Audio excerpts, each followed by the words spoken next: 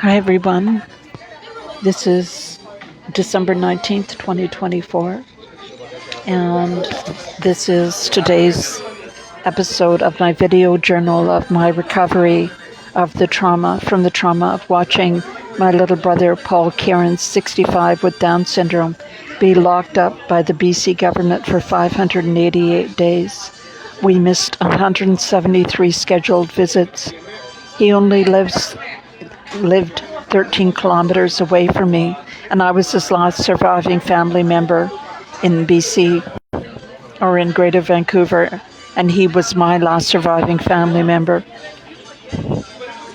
So the BC government locked up Paul and terminated our visits when I complained to the Burnaby RCMP about fraudulent and forged power of attorney they created over him to give him the COVID-19 shot. I didn't find out about this for a year, but they created this fraudulent and forged document on February 1st of 2021. And they appointed my 82-year-old Catholic nun sister 4,000 kilometers away in Ontario as Paul's guardian. They didn't tell any of his other siblings. At that time, he had 5 surviving siblings. They didn't tell any of us. They just told the nun. And the reason I believe they told the nun is because they had a secret relationship with her. She had given the group home his entire inheritance, $25,000 inheritance. That was his only money in the world. And in 2014,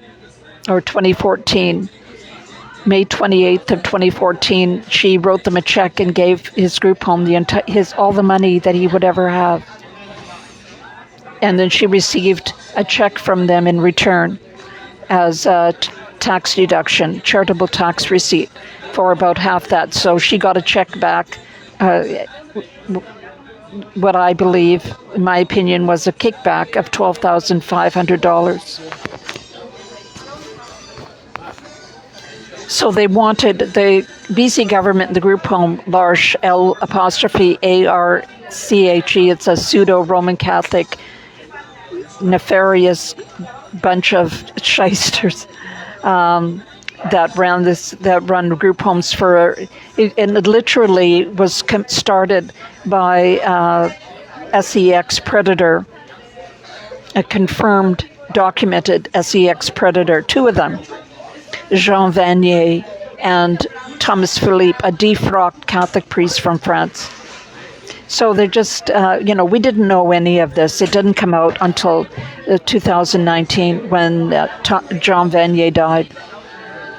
So long story short, I complained to the police on August 26th of 2022, and on August 31st, the group home's lawyer wrote to my sister saying, she had to terminate permanently all my visits with Paul, or they would evict him. I mean, who cares if they evicted him? The government has hundreds, not thousands, of other group homes where he could have been. But that's what they held over his head. So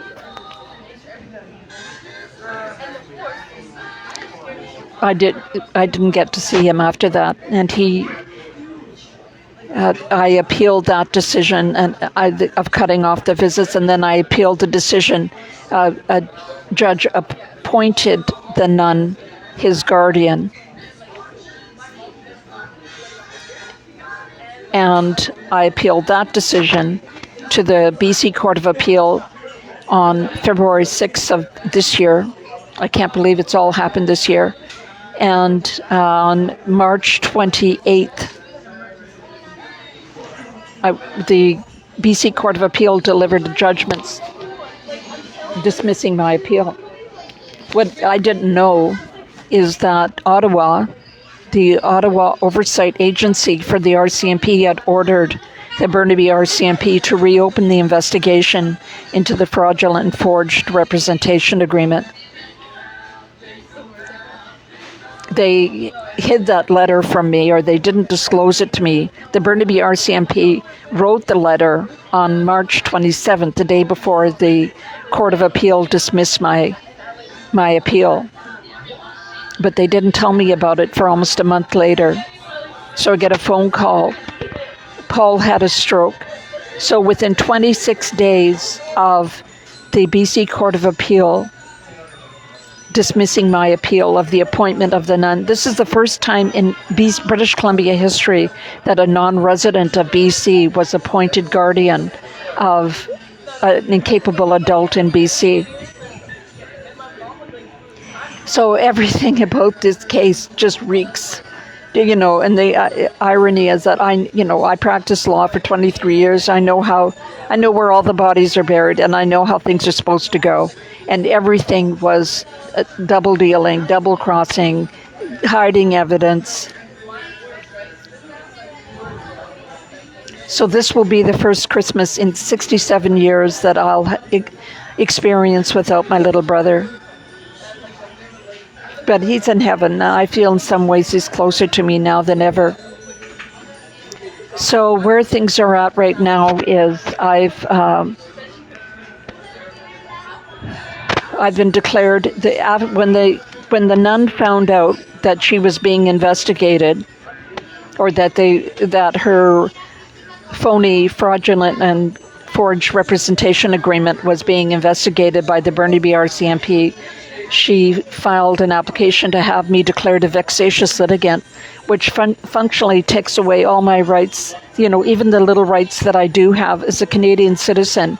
It takes away those rights, my rights to defend myself. I mean, I practiced law for a long time, and, I'm a person in the world, and I've been sued by people, and I need a right to defend myself. This, in my experience, Paul's confinement for 588 days and his isolation from me is the worst miscarriage of justice in British Columbia history.